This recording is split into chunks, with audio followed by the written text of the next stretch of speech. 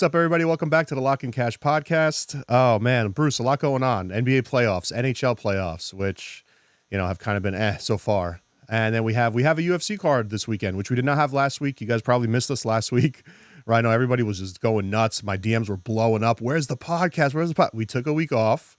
I'm exaggerating, by the way, but we took a week off since there wasn't much. I was like, really? Yeah, yeah. No, nobody was asking yet. No one's asking yet. All right, but watch come fall when the football. You'll see. You know what Mr. B said? 100 videos and then talk to me. Exactly. We're like 25. We're like the 25th podcast right now. No, I swear. Yeah. This is like no. 25. Yes, it is. Yes, we didn't do 25 podcasts, bro. I'm telling you, the year just flies by. We're like, it's about to be May, and I'll go right now on the channel videos on our YouTube. And yeah, last week was 20. The last one we did was 24. So this is the 25th podcast. Holy cow! Yeah, I number each video when I upload it. Oh my god! Yeah, this is number 25. So fucking veterans. All right, we're a quarter of the way there for the 100. All right, here we go. All right, we got to start improving. Okay, let's go. Let's get it in. So we'll start with the Bruce will have a couple of UFC plays at the end, since we have a card this weekend, but we'll start off with the NBA playoffs. So, all right, last night you saw what happened. Gut reaction, Game 3, Knicks 76ers. Yeah, Joel Embiid needs to be arrested. He needs to go to prison. That was bad. I mean, and obviously we're local, so we're Knicks fans. But aside from that, anytime you see that happen, it's usually a flagrant 2 and you're gone. So, I mean, chalk it up to it being a playoff game, I guess. And it being a superstar, the referees know if they throw him out of that game. Like the referees, if that was like Draymond, he's gone. The referees know if they throw out Embiid, it really hurts their chances of winning. So yeah, I feel like that definitely was a factor in them not ejecting him. Oh, of course. Yo, if that was the other way around and that was Mitch Robinson, he would have been out. Oh, gone in a second. Gone. You can't pull down, like that's not only is it just like not a basketball play, but it's super dangerous, like to pull on somebody as they're trying to jump up. Like, and I think that was the play that hurt him. Yeah. You could see when he lands, he kind of like his ankle twists a little bit because he lands awkwardly on him. Yeah, because he's pulling him down. And even the beginning of that play, like I don't really know what the argument is from Embiid, like going like because even the what started that play, what knocked him down, was Anunoby driving in the paint. And he tried to like take this charge, but he's in the restricted area. So either way, it's either a blocking foul, right? So it's really 2 fouls by him on the play. They let the blocking go, and then he pulls him down.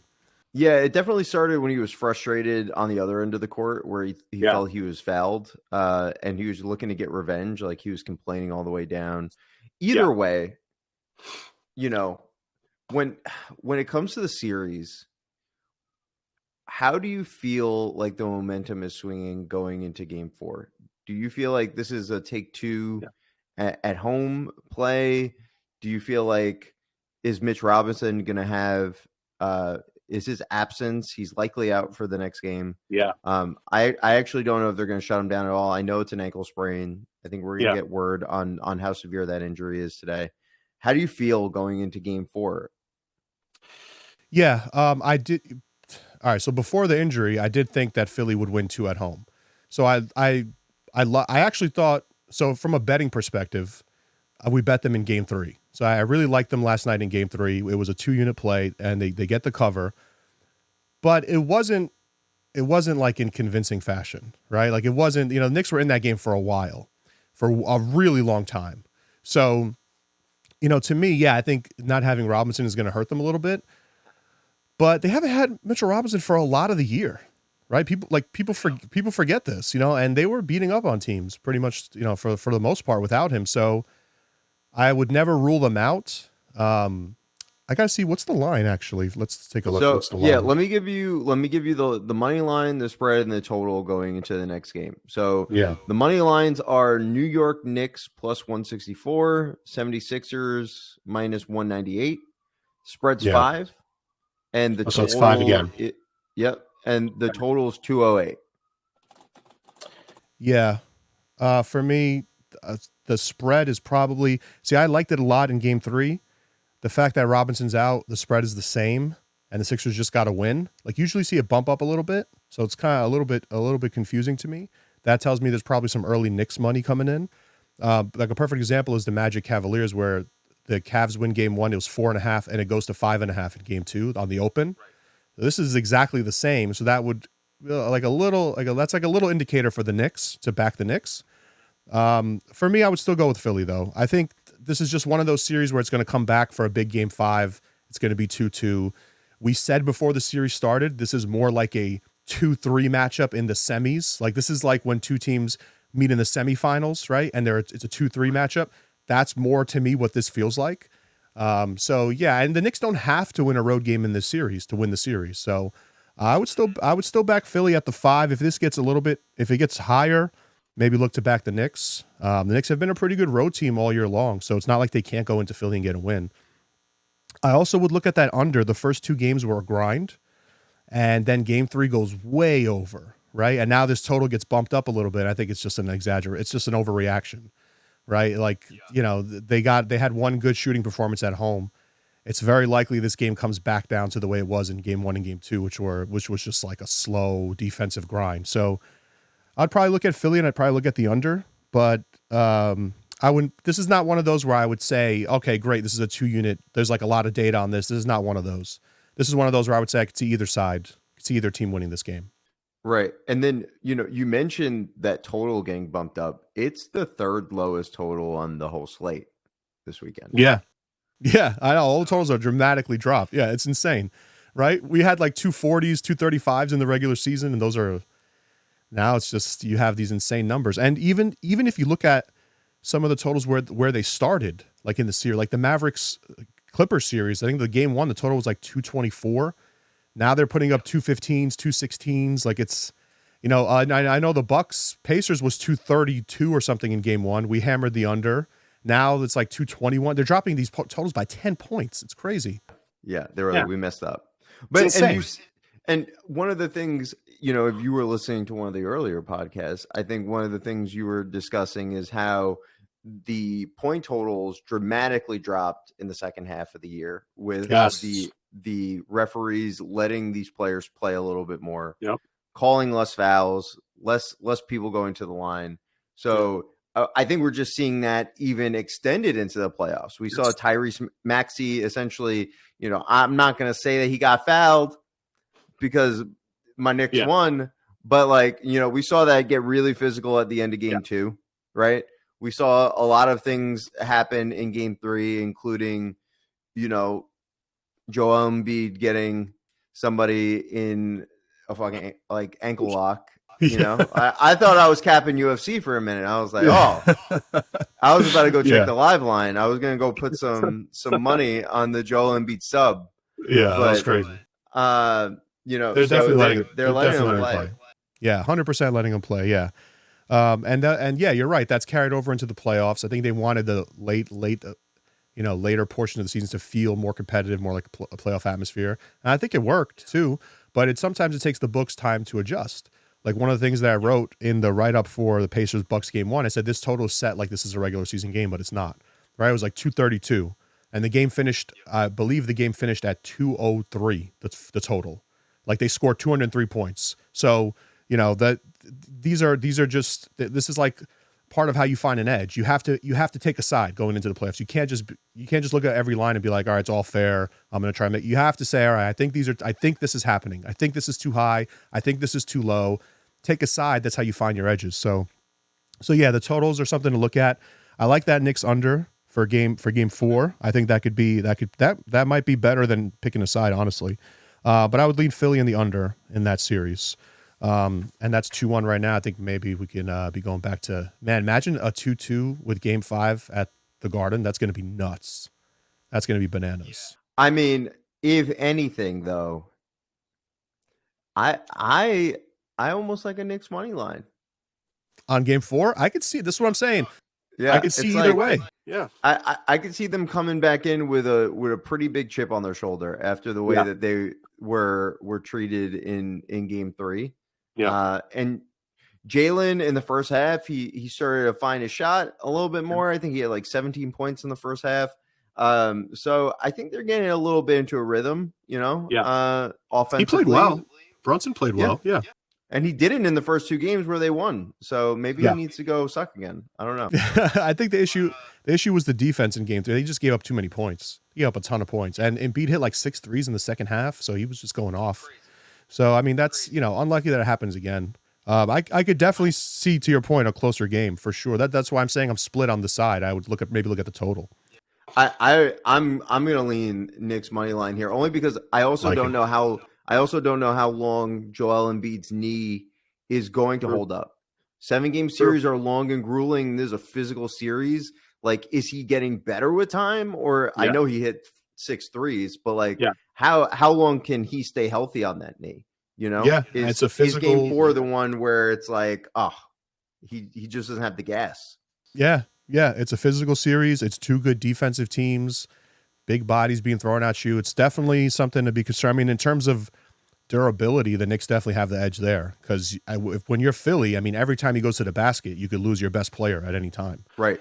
So we know his history with injuries. So yeah, definitely a fair point. I mean, we'll see how game 4 shakes out. Another 2-1 series, which I know this is your favorite. You're like so hyped for this one. Is the Magic and the Cavaliers, baby. I'm actually very into this series because I've gotten every game right so far. So, like that, when I'm 3-0 on a series and there's game 4 lined up, now I'm like, all right, let's go. I'm excited. Yeah, right? You're in rhythm. Yeah. So 2 blowouts in Cleveland, right? Cavaliers -4.5, they cover. -5.5 in game 2, they cover. Both games go way under. And then you get game 3 last night where the Magic just annihilate them. Magic go home, big blowout win, game flies over.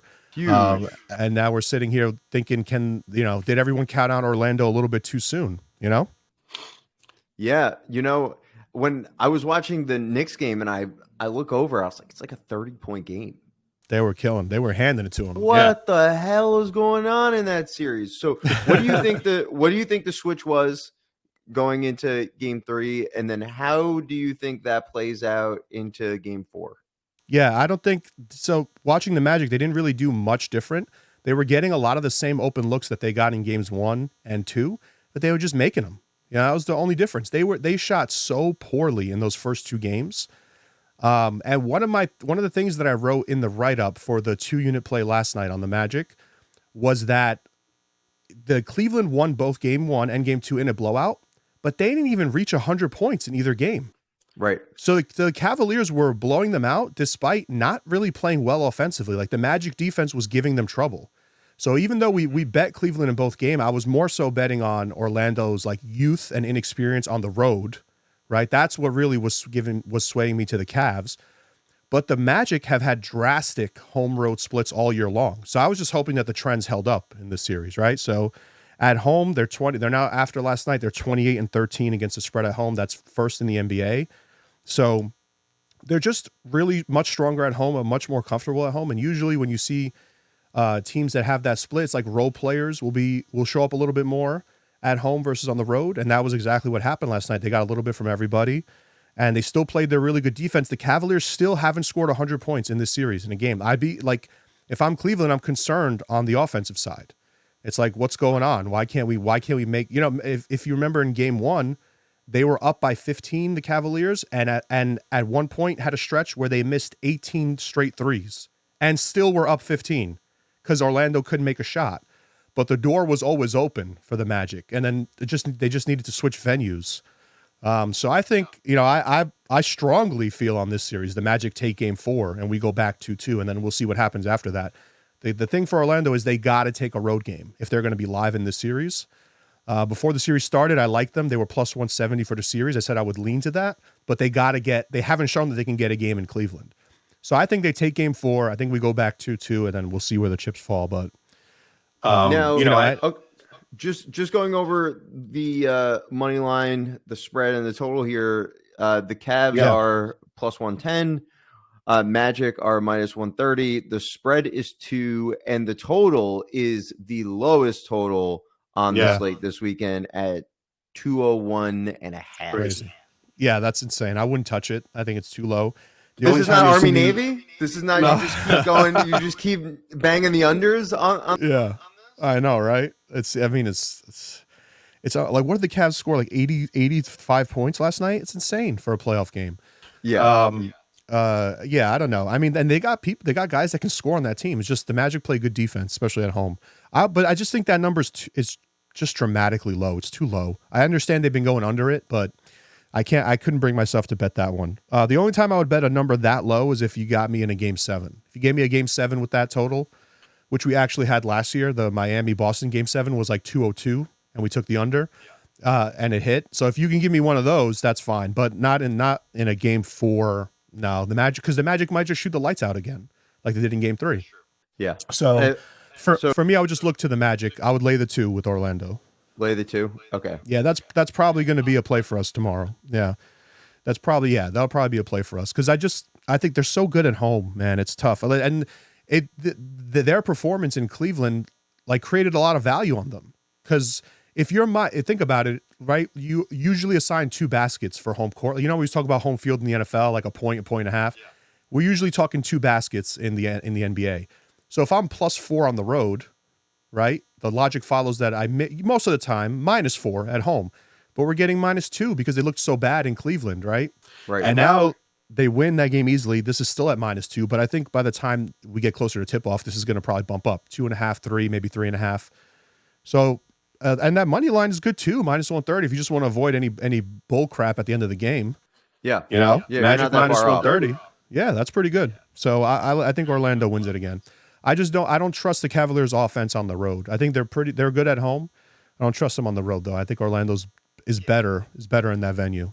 I mean, and yeah, when you look at the home road splits and then you look at how inept the Cavaliers' offense has been, there's like no indication that they're going to bounce back and start lighting it up in Orlando, game 4 playoffs. Yeah. Like it's not. No. Okay. I'm with you on that. Easy, and the last thing I'll say is it's easy to forget. Like when you watch the first 2 games, it's easy to forget this is a 4-5 matchup. These teams are very close. Right. So it's not like the Cavaliers are like worlds better than them. It's just they're young. One side is very young and experienced, and now they got 3 playoff games under their belt together. All right. It's their first time ever. So now, if they start feeling comfortable, start feeling themselves, they could be dangerous. So I wouldn't be comfortable if I'm Cleveland. So, all right. Let's talk about one more series here before we get over to your side of things. And honestly, this is a series that I didn't think we were going to ever discuss. I thought it was just going to be like one of those where we're 4 and done and we can move on. Why can't we just move on? Eric Spoelstra will not let us move on with our lives. Every year. Eric Spoelstra is just hiding in the Celtics like locker room with a gun, just like every year. Insane. Why is he the boogeyman for the Celtics? I don't know. He has something. He has something that nobody else knows about how the Celtics run. Their set. It's unbelievable. It's unreal. And I saw a funny meme on Twitter or X where it was like the caption was like a reporter asking Joe Mazzulla like, who is Eric Spoelstra? And then underneath it was like the clip of Brady when they asked him who's your hero, and he's like, my father. It's like Spoelstra is your dad. So it really is, man. He's such a good coach. It's incredible. It's insane. Listen, in 20 years, he's gonna be like he's almost like the generational like Popovich at this point. Only Popovich is still around. He's right there. But like, in 20 years, he's gonna be super old, gray, and we're gonna be like, remember when Eric Spoelstra stopped the Celtics dynasty 4 years in a row? Like, exactly. Yeah, totally. It's unreal. I mean, it's like I saw a statistic on it just to give you like an idea of like why this is always happening. It said the Heat had I think it was 3 games over the last few years or so, 3 playoff games against the Celtics where they won and shot over 50% from 3, and there's no other team that has had even one over another team in the playoffs. It was like an insane thing. So they just show up for, and no Rozier, no Butler. That's the crazier part, is that they don't even have 2 starters. So it's like Bam Adebayo and a bunch of dudes. It's like, it's crazy. It's like Tyler Hero is just turning into Hero. That's right. Yeah. So okay, let's just talk about the lines before we get into the analysis. We have Boston minus 440 on the road. Miami Heat plus 340. The spread is set to 9. 9's crazy. And the total is set to 202.5. It's the second lowest total on the slate this weekend. So what do you think, Jeff? That is a spread. Yeah, I mean, how do you not take a home playoff dog at 9? Like, I don't know how you don't take it. I can understand the angle of maybe a little bit of a letdown, right? Coming back home after pulling off a win as a 14-point dog. So I get it. But how do you at least not think they're going to compete in the game, whether or not they win, right? Like, after you watch those 2 games, how do you, I don't know how you pass up on the 9. I mean, if you want to try to be cute and get sharp with it and say, they're giving you all those points because it's going to be a blowout, and then you lay it with the Celtics. I mean, you'd feel mighty dumb if that's like a 6-point win or something, because it's just that the number is not, to me, showing value laying 9 points on the road. So to me, it's Miami or pass. I might just pass on this game. And like this feels like one of those series to me where you just watch it unfold and you're not going to bet it much, So yeah, we bet the over in game 2 because I just thought Miami was going to have a better shooting performance, and that hit pretty easily. But now they've lowered it, right? It was 203.5. They've even dropped it a point to 202.5. So maybe they're thinking Miami cools back down. I mean, yeah, it's hard to have back-to-back games shooting 50% from 3, right? So it's like, maybe look at the under there. But to me, I think the Celtics win the game, but I can't tell you that they cover that spread. It's just too big. Because I could see this being like a 10, 12-point game with a minute left, and you get the backdoor garbage layups or a garbage 3, and that's all you need, right? The game's over, but it doesn't matter. It's about who covers. So right. To me, I'd lean Miami, but I'd probably pass on the spread, maybe look at the under, but not a lot that I like about this game. I just think it's crazy that it's 1-1, and I don't know if they can sustain this unless they get one of the starters back, Yeah. I mean, ultimately, first of all, if they do sustain it, Eric Spoelstra's maybe one of the greatest coach. And you got to fire Missoula at that point. I don't know how, if they were for some way somehow to lose this series, he's got to go. That's it. And that's an interesting take, which is like, is this Eric Spoelstra being the most dynamic Hall of Fame head coach, or is it Missoula just like totally disappointing with one of the best Celtics rosters in recent history? At least since the big 3 over there back in the day. Totally. Right? Totally. A.G. Rail and Paul Pierce. Absolutely. And it's definitely a top 5 roster, probably of all time for the Celtics. So it's a great team. He has a great team. To me, the bigger, like, you can't really, I don't want to give him too much of the blame because it's like they shot a ridiculous clip from 3. So I understand that's going to happen, but why does it keep happening against your team is kind of like, if it happens once, it's one thing. For it to happen 3-4 times is kind of crazy. So it might be, maybe you need to shore up things on the perimeter. But for me, it's like, I can't, if I'm the Celtics, I can't put up 101 points at home against the 8 seed. You got to do better on offense. I don't know what happened, but you got to do better than that. For me, I think it all falls on Porzingis. Like you said a couple episodes ago, Porzingis spaces that floor for the isolation plays, the drives, the kickouts. He was 1 for 9 in that game. Yeah, 6 points. Not gonna do it. Yeah, not gonna do it. Porzingis needs to be able to space the floor for these guys. Yeah, or you might see a game that's pretty close again, and that's why that +9 is definitely in play there. Yeah, I mean, you got to compete, especially when on the other side, like your counterpart is like Bam Adebayo is putting up 20 and 10. You got to do better than 9 points, And it's not like Porzingis is one of these guys where it's like if he doesn't, and I hate, like, I'm not trying to say this is all he does. I want to knock him as a player, but I'm saying if he doesn't score, he's not of much else use to you on the floor. Like, he's not a great defender. He's not going to go bang on the glass and hustle and dive on the floor for loose balls, right? He's not going to literally can't. His knee will explode. That's what I'm saying. Body, yeah, but. Exactly. So if he's not making shots, it's almost like, get him off the floor. Like it's kind of one of these situations. So yeah, well, totally. You say that until you see who they have to put on the floor, and it's like a 40-year-old Al Horford, like It's There's not much easier else. said than done. It's like, yo, bench him. It's like, for who? Move Jaylen Brown to the 4. No, I'm just kidding. Imagine do all this shit. Yeah. No, but he's got to make shots totally. Otherwise, they're definitely going to be in trouble if he doesn't start chipping in offensively. So, but I didn't check recently what the injury status is of Rozier and Butler. I'm not sure if they're out for the series, but if they were to ever come back in this series, I mean, you gotta like if they were to somehow be 2-2 and those guys are coming back, I mean, that would be nuts. Boston would be in trouble, you know. And by the way, watching this series as a Knicks fan has got me like, give me the Celtics. Like, just put the betting aside for 1 minute. I'm like, give me Boston in the Eastern Conference Finals. I'll take it right now. If you said it, because I actually think the second round. Well, first of all, the Knicks got to get by the Sixers. I'm not assuming that's over. Yeah, but I think the second round matchup is dangerous for the Knicks. All right, now I know we're going back to the Knicks, but yeah. I think that second round. So if you told me, hey, I could punch you a ticket to the Eastern Conference Finals, but you got to get the Celtics, I'm like, bring it on from the Knicks.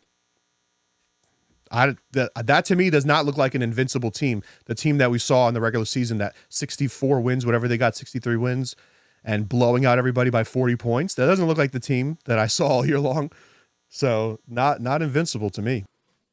Well, we don't have Eric Spoelstra as a coach, so true. Yeah, it's true.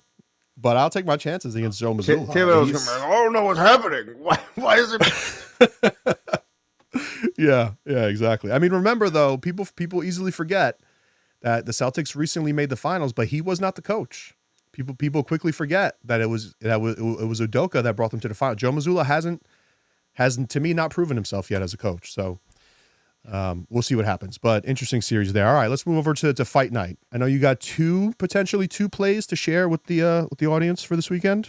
I do. So we're gonna be having I'm sort of scanning the card. It is not great this weekend. Yeah. It's setting up for a much bigger card in the coming weeks. But we do have two contenders for a title coming up in Nicolau and Perez.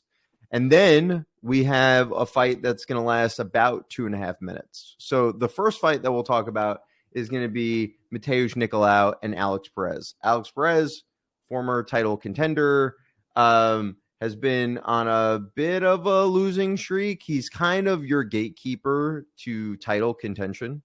And then we have Mateusz Nicolau, who is on his way to getting his first title shot, took a huge knee, got knocked out by Brandon Royval, looking to bounce back here, get back into contention. When you look across, these guys are, sort of similar in the way that, like Mateusz Nicolau is a decorated Muay Thai guy, great striking. Alex Perez, a bit more of a boxer. I think on the feet, they match up pretty well, but Nicolau sort of has the edge everywhere, right? Like, I think he's faster. I think he has better kicks. I think he has crisper striking. And then you look across and you're like, okay, well, how are they going to do on the ground? Alex Perez, I think, has a decent amount of submission losses on his record. Was submitted by guys like Figueiredo. And in general, that tends to be where he loses the fight more often than not. So in this one, I think just across the board, he is this has like a decision loss written on it, but I think Mateusz Nicolau money line is a very clean bet on this one. And we're looking at minus 180. You are laying a bit to get that, but yeah. I think pretty confidently he's going to win wherever this fight goes. And Nicolau is going to be in line for the next title shot. So I think this is really setting him up either for a Manel Kopp rematch, because for whatever reason, the UFC loves Manel Kopp and they want to see those two go at it. Like, they want Manel Kopp to fight for a title so bad, and I don't know why. Like, he almost loses to like everybody he goes against unless they're a total bum. So they're either setting him up for a Manel Kopp rematch and then a title fight, or a title fight here. I don't think that they like Pantoja. I think that they're willing to put just about anybody up against Pantoja to try to get the title off of him, because he wrestles at 125 and that's like one of the most boring things to watch just ever. Yeah. It's just like 5'4", 125-pound dudes like wrestling is like my least favorite thing. Yeah. I mean, you mentioned I mean, you mentioned Perez is on a losing streak, so three losses in a row, right? One thing that I'm curious about your take on the three guys that he lost to, right? Figueiredo, Pantoja, who's now the champ, and then Makayev, like three pretty good, like strong competition. So going into this fight, but you still think that line is not high enough for you to say there's value on him, even after losing to three guys like that. Yeah. No, because then you look, you know, if you go back, first of all, he hasn't won a fight since 2020. So it's a long time. I could also take that side. Formiga, not in the UFC anymore. Espinoza, not in the UFC anymore. Mark De La Rosa, not in the UFC anymore. Yeah, you know? these are guys he's beaten. Yeah. So if you look at the people that he's fought and beat, like he was a title contender for sure. But I think the game has sort of passed him by in a way where like he's not that old, right? How old is he? He's 32, which is getting up there for a 125er, but he's 32 years old. I think his style was really great like 7 years ago. And I think the skill level of these 125ers has exponentially grown over the past couple of years. Because you got to remember, this division they were going to get rid of because it wasn't deep enough. Right. That's when Alex Perez was fighting. He was fighting during that time when they were like, we should get rid of this division and just kill it. Right? Triple C comes in, he saves his division by being a huge personality, wins the title. Then you got, guys like Brandon Royval, Moreno, Figueiredo, they come in and they're exciting and they keep the division. But Perez was around when that division was a ghost town. Gotcha. He's not competing with these new guys that are in the division. He's like women's featherweight. It's like the women's 145 division. It's like you can just show up at 145 and you could get a title in the women's 145 division. Like they don't have enough bodies in there. And that's how Perez was getting ranked. So I think that he's not as good as his rank suggests. And I think this is going to be a pretty easy victory. Awesome. I like it. So Nicolaus is around minus 180 on the money line. And honestly, it's not, I mean, juice is juice, whatever. It's a money line sport. I mean, you're going to bet some dogs and you're going to have to lay some juice sometime. So, for me personally, I know you guys, you don't give out picks as high as like 250, but for me personally, I'm like good up to like 230, 240 if I actually see value on that team, in a hockey game or a baseball game. But yeah. So you find them once in a while. I try never to touch those unless it's a slam dunk. Slam dunk. Well, speaking of slam dunks, we have next one. Ryan Spann versus Bodan Guskov. The surprise, bitch. You guys need to maybe we'll link a YouTube video for that. We got this is in the light heavyweight division. We got Ryan Spann at minus 180, Bodan Guskov at plus 150. The total rounds set to 1.5, juiced way to the under, minus 280 on the 1.5. And unfortunately, I don't think that there is any value on the over here because this fight is likely going to last 2.5 minutes. You got two extremely powerful strikers, both with suspect chins. Neither do a ton of wrestling. Ryan Spann has some good submissions, but doesn't wrestle per se. He's looking to knock you out. Guskov holds his hands basically in his pockets when he's fighting. Like they're down by his waist. Crazy. Looking to take odd angles. This fight is not going to last long. Like the KO here is minus 175 as like the only outcome odds. I would take that. Like I think that is a high value slam dunk thing. The only way that this goes in a different direction is if Guskov gets rocked and Span chokes him out. That's one way where we can get busted here. But it's not going to be like Guskov is like they're like wrestling and somebody gets their back taken. Like, hell no. This is a sub 1 round fight. This is going to be it's going to look if we pick a side here, I would just go Guskov because I think it's going to be like a Rumble Robots type fight where they're just going to swing and you're not going to know who's going to go out. And I would lean Guskov there. I think he has odd striking, odd angles. I think he can catch Ryan Spann. So I think there's value on him at plus 150 on the money line because I think this is pretty much a 50-50 fight. This is somebody's going to go in, somebody's going to get knocked out quick. So if you want to be safe, take the minus 175 on the KO. Yeah, if you want to play a coin flip game and get a little bit of value on your bet, you can go Guskov at plus 150. I'm not sure which one we're going to put on the card, but we'll likely put one of those. Gotcha. Yeah, I mean, I like that. I think it's also interesting too when I'm looking at their history, right? So Guskov 2 fights both end in the first round, and Spann's last fight went to decision with Anthony Smith, but before that, 6 straight fights ended in the first round for him. So it kind of all makes sense. Do you worry like at the in the back of your head like, oh, they each know this about the other guy, so they just like, or this is just like, no, they're going at it. Well, and I think it's a good question, but Guskov baits you because he holds his hand so low. Got it. You're taking the chances because he gets hit. Like he got hit by Ozdemir. We bet on Guskov twice, right? Yeah. Once we bet on him against Ozdemir, and he got washed out because he holds his hands low. Ozdemir has really powerful striking. And he got caught. He got put out.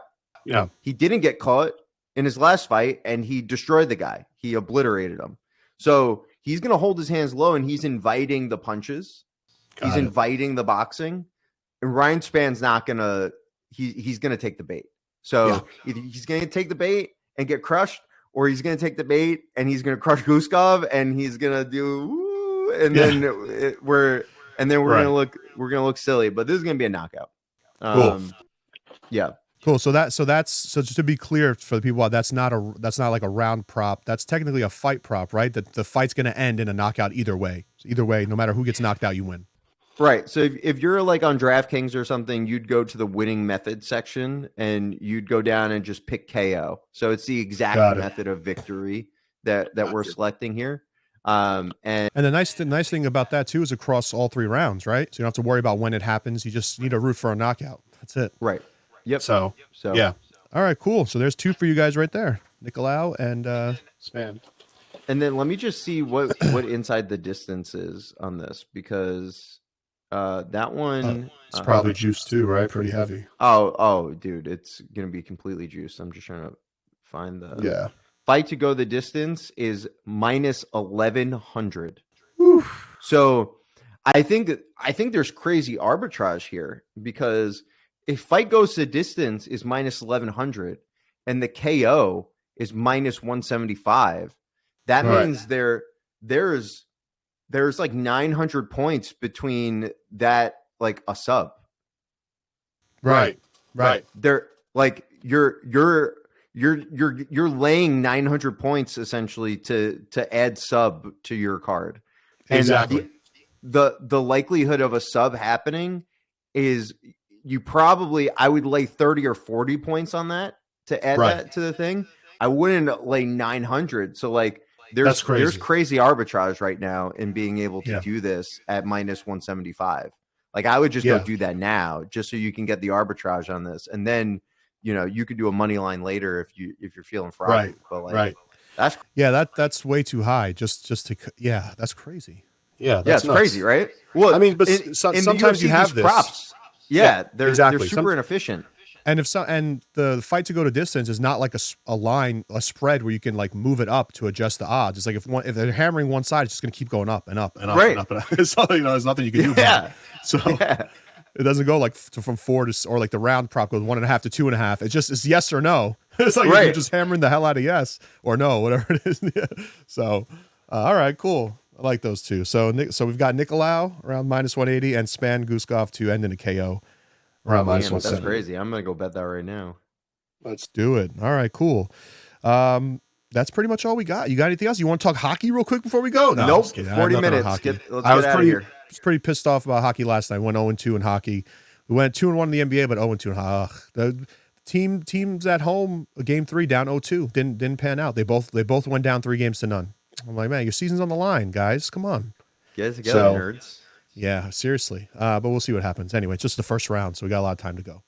All right, guys. Next week we'll talk more NBA stuff. We might actually, we could even have some series over. We can start looking at the second round matchups by next week. So we'll see how that goes, and we'll be back with some more stuff.